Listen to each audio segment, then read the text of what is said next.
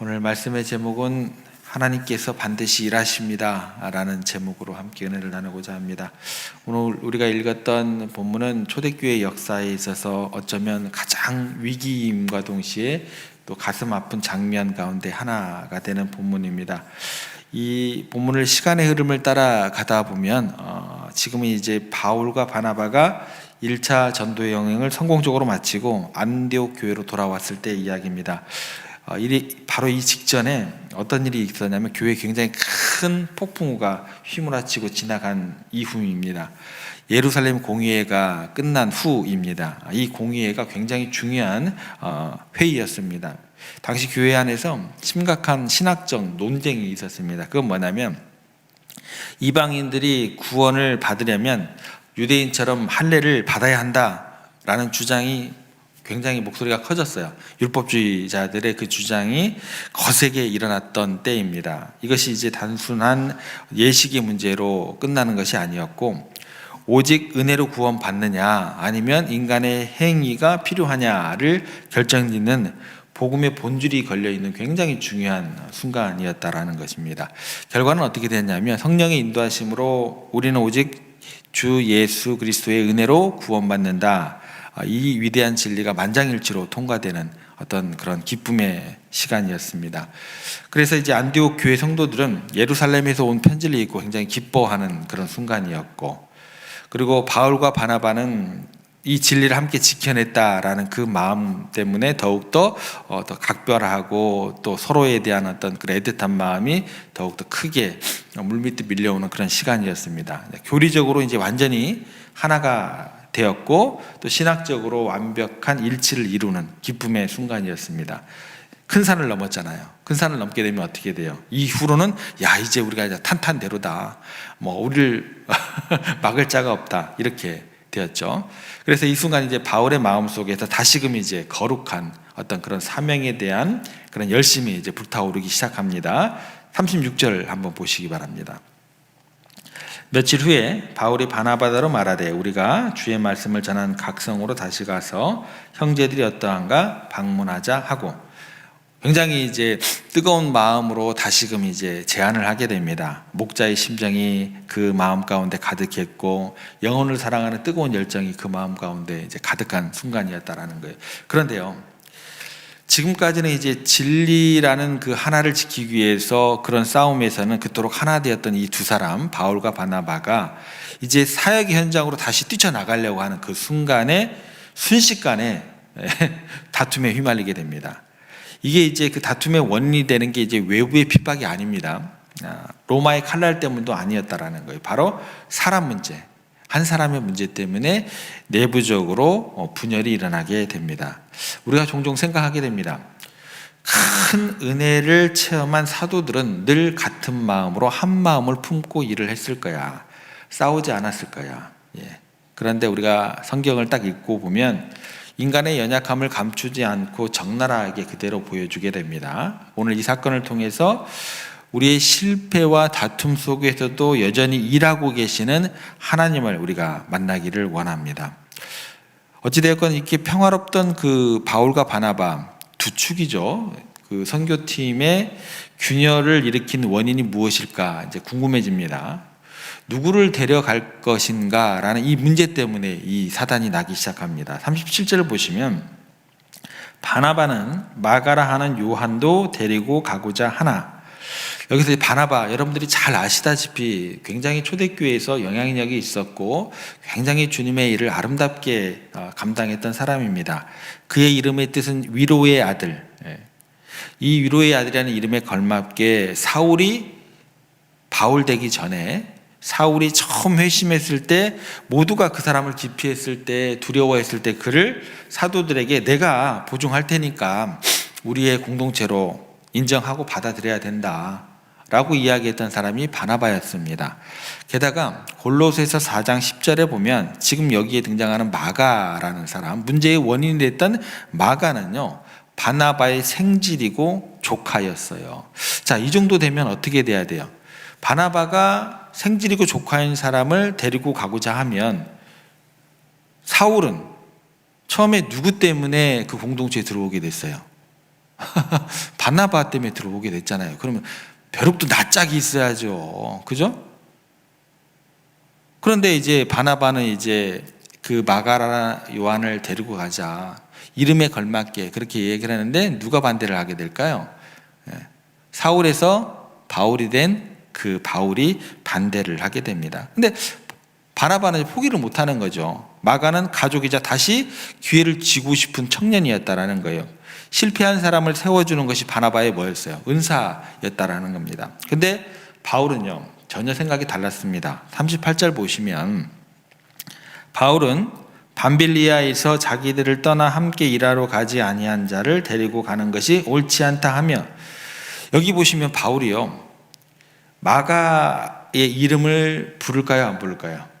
안 불러요. 사람 싫으면 이름도 부르기 싫죠. 그 사람이 왜 싫은지 그 행동 하나에 꽂히게 돼요. 그래서 뭐라고요? 자기들을 떠나 함께 일하러 가지 아니한 자, 이름도 부르기 싫은 거예요. 그 장면만 생각나는 거예요. 이런 그때 걔가 말이야 그랬다라는 거죠. 이름도 부르기 싫어요. 그러니까 바울의 마음이 마가에 대해서 얼마나 꽁꽁 닫혀 있는지를 이 한 절을 통해서 그대로 우리가 알아갈 수 있다라는 겁니다. 도대체 무슨 일이 있었을까? 사도행전 13장 13절로 거슬러 올라가야 됩니다. 1차 전도 여행 당시에 선교팀이 버가라 하는 곳에 도착을 했을 때의 일입니다. 이곳은 이제 굉장히 험준한 이제 타우루스라는 산맥을 넘어야 하는 고난의 입구예요. 이제 풍토병도 창궐했고 강도들이 출몰하는 곳이었습니다. 그런데 그 중요한 순간에 청년 마가가 갑자기 짐을 싸는 거예요. 그리고 예루살렘 집으로 돌아가 버렸어요. 힘들어서였는지 아니면 향수병 때문이었는지 아니면 리더십이 교체된 것 때문에 불만이었는지는 모르겠습니다. 그런데 이 사건이 바울에게 있어서 단순한 귀향으로 느껴지지 않았다라는 거예요. 영적인 전쟁에서 탈영이 되는 것으로 느껴지게 됩니다. 동료들을 위험에 빠뜨리는 무책임한 행동으로 느껴지게 됩니다. 바울이라는 사람은요 사역의 원칙과 헌신을 굉장히 중요시 여겼던 사람 가운데 한 사람이었습니다. 한 번 배반한 사람은 두 번 배반할 수 있다. 선교는 장난이 아니야. 이것이 누구의 논리였을까요? 바울의 논리였어요. 어찌됐건 이제 이 바울과 바나바 두 사람의 의견 차이가 쉽게 좁혀지지가 않았습니다. 39절 앞부분을 가시면 서로 심히 다투어 피차 갈라서니, 여기서 심히 다투다라는 단어가 이제 원어로 파록스모스인데요. 여기에서 영어의 단어가 하나 나오게 됩니다. 어떤 단어가 나오게 되냐면 파로시즘이라는 단어. 이게 무슨 뜻이냐면 발작이에요. 굉장히 다투다라는 굉장히 어감이 좀 약한 단어인데 발작이라는 단어를 들으면 여러분 어떠세요? 야, 이거 보통 싸운 게 아니구나. 발작할 정도로 싸웠구나. 이 느낌이 이제 들어가야 돼요. 그러니까 막 고열에 시달리듯이 마치 막 화산이 폭발하듯이 격렬하게 이 사람이 충돌했다는 거예요. 재밌는 것은 뭐냐면 교리의 문제, 할례 앞에서는 하나 되었던 사람입니다. 이게 더 중요한 거 아니에요? 근데 여기에서는 하나가 되었어요. 근데 재밌는 것은 뭐냐면 방법의 문제, 사람 앞에서는 얼굴을 붉히면서 막 싸웠다는 거예요. 우리가 이래요. 사람들이 이래요. 이렇게 연약한 거예요, 여러분들. 우리가 정작 놓치지 않아야 될 거에 대해서는 뭐 이렇게 되는데 이게 쉽지가 않다라는 거예요. 결국 어떻게 되냐면 초대교회 두 기둥 바울과 바나바가 이제 결별하게 됩니다. 그래서 바울은 실라를 데리고 수리아로 떠나게 되고 바나바는 마가를 데리고 구브로로 떠나게 됩니다. 그러면 이 장면을 지켜보고 있었던 마가 요한의 마음은 어땠을까요? 자기 때문에 초대교회 두 사도가 갈라서게 되었어요. 그리고 사도 바울은 자신을 향해서 너는 자격 미달이야. 아주 형편없어 라는 이야기를 듣게 되었어요. 한 지도자에게. 마가가 얼마나 깊은 자괴감에 빠졌을까 우리가 내심 짐작할 수 있죠. 실패자라는 낙인, 회복할 수 없을 것 같은 절망감, 그를 짓눌렀을 것입니다. 만약에 이야기가 여기서 끝난다면 이것은 비극으로 끝나게 되는 거죠. 그런데 우리는 여기에서 이제 하나님의 절대 주권이 작동하고 있음을 우리가 기억해야 합니다. 인간들은 실패했죠. 공동체, 팀워크는 깨졌어요. 그런데 하나님께서 실패하시냐? 그렇지 않습니다. 사도행전의 이야기는 계속됩니다. 하나님께서는 이 갈등조차도 선교 확장의 도구로 사용하셨습니다. 한 팀이 깨져서 사역이 중단된 것이 아니라 오히려 두 팀이 된 거죠. 그리고 두 배의 지역을 이제 커버하기 시작하는 거예요. 바나바 팀은 섬 지역, 이게 이제 구브로 지역을 이제 담당하게 되는 것이고, 바울 팀은 대륙 지역, 소아시아 지역을 이제 담당하게 됩니다. 이것이 하나님의 신비한 섭리가 되는 겁니다. 그래서 하나님께서는요, 우리의 모난 부분까지도 들어쓰시고 당신의 뜻을 이루어 가신다. 우리가 이 장면을 통해서 위로받을 만한 그런 장면이 되는 겁니다. 그리고 여기에서 하나님의 일이 끝나지 않습니다. 또 다른 하나의 일을 하나님께서 진행하고 계십니다. 그것은 뭐냐면 사람을 세우는 일이에요. 사람을 만들어 가십니다. 이 사건이 있은 후에 사도행전을 여러분들 계속 읽어 나가시다 보면 이제 이후로는요, 바나바라는 이름이 잘 안 나와요. 누구의 이야기만 나오냐면 바울 이야기만 나오게 됩니다. 바울의 사역에만 초점이 맞춰지게 돼요. 바나바와 마가의 이야기는 나오지를 않습니다. 그런데 우리는요, 다른 책을 통해서 우리의 그 모든 내용들을 읽을 수가 있어요. 바나바가요, 마가를 데리고 갔다고 그랬잖아요. 마가를 데리고 고향 구브로로 갔을 때 그가 마가를 포기를 했을까요? 안 했을까요? 안 했겠죠. 위로의 사람이고 사람을 항상 세우는데 은사가 있었던 사람인데 바나바가 어떻게 했을 것 같으세요? 너 때문에 이게 무슨 사단이냐, 너 저기 구석에 가서 찌그러져 있어라고 했을까요? 아니겠죠. 오히려 마가에게 이렇게 얘기했을 거예요. 마가야, 낙심하지 마. 하나님께서 너를 향한 계획이 있어. 사도 바울도 언젠가 너를 이해할 날이 올 거야. 사람들이 보이지 않는 곳에서 화려한 조명은 아니지만 사도행전에서 이름도 안 나와버리잖아요. 그런 곳에서 화려한 조명이 없지만 그곳에서 마가는 바나바를 눈물로써 기도하면서 눈물 어린 양육을 통해서 다시 태어나게 하고 있었을 것. 이게 이제 성경의 행간에 읽어지는 내용들입니다. 그러니까 실패의 아픔이 성숙의 걸음으로 되도록 그렇게 만들어 가고 있습니다. 이 시간들은 분명히 마가하고 바나바에게는 뭐예요? 침묵의 시간입니다. 그러나 하나님께서는 뭐예요? 가장 바쁘시게 일하고 계시는 시간으로 우리가 이해해도 됩니다. 이제 이런 시간들을 거쳐서 이제 세월이 흘렀어요. 약 한 15년에서 한 20년의 시간이 지나게 됩니다. 그리고 사도행전이 아니라 디모데후서 4장으로 무대를 좀 옮겨보겠습니다. 장소는 로마의 차가운 지하 감옥입니다. 바울은 이제 노인이 되었어요. 그리고 순교의 날이 차츰차츰 다가오고 있었습니다. 그가 사랑하는 영적 아들 디모데에게 마지막 유언과도 같은 편지를 쓰기 시작합니다. 그런데요, 굉장히 놀라운 부탁을 하나 하게 됩니다. 디모데후서 4장 11절 말씀을 제가 읽어드릴게요. 이 구절이 오늘 설교의 결론이자 굉장히 중요한 반전의 말씀이 되는 겁니다. 누가만 나와 함께 있느니라. 네가 올 때에 마가를 데리고 오라. 그가 나의 일에 유익하니라. 지금 사도 바울이 누구를 데려오라 그래요? 마가. 여러분 전율이 안 느껴지세요? 과거에 바울이 이야기했습니다. 마가는 안 돼. 그는 절대 무익해. 그는 우리를 배신하고 떠난 사람이야. 그런데 지금 바울이 이야기하는 거예요.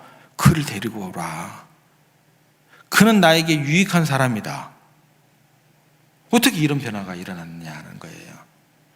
먼저는 누가 변했을까요? 마가가 변했기 때문에 그래요. 도망자였던 철없는 청년이요, 이제는 복음서를 기록하는 저자가 되었어요. 그 책이 뭐예요? 마가복음. 베드로의 통역관이 되었어요. 초대교회에서는 없어서는 안 돼 일꾼으로 성장하게 되었다는 것입니다. 첫 번째는 누가 변했다고요? 마가가 변했다라는 거예요. 그럼 두 번째는 누가 변했을까요? 바울도 변했습니다. 차가운 원칙주의자였던 바울이 넉넉한 사람이 된 거예요. 감옥에서 외로움과 고난을 겪으면서 바나바의 마음을 깊이 이해하게 된 겁니다. 아, 그때 바울이 이런 마음이었구나. 바울이 옳았구나. 바나바가 옳았구나. 바나바가 그때 그런 마음이었구나. 사람은 내 욕심으로 내가 원하는 때에 만들어가는 것이 아니고 하나님의 때를 기다려 주어야 하는 인내의 시간도 필요하는구나.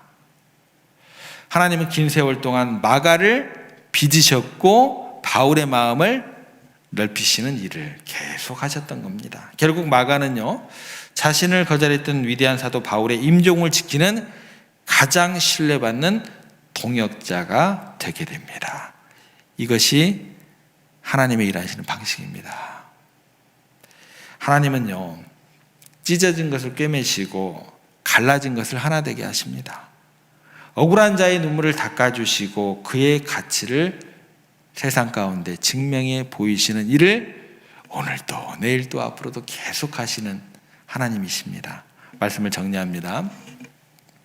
혹시 여러분 중에 마가처럼 과거의 실수로 인해서 낙인 찍힌 분이 계십니까? 너는 안 되라는 말에 상처받고 계셨던 분은 없으십니까?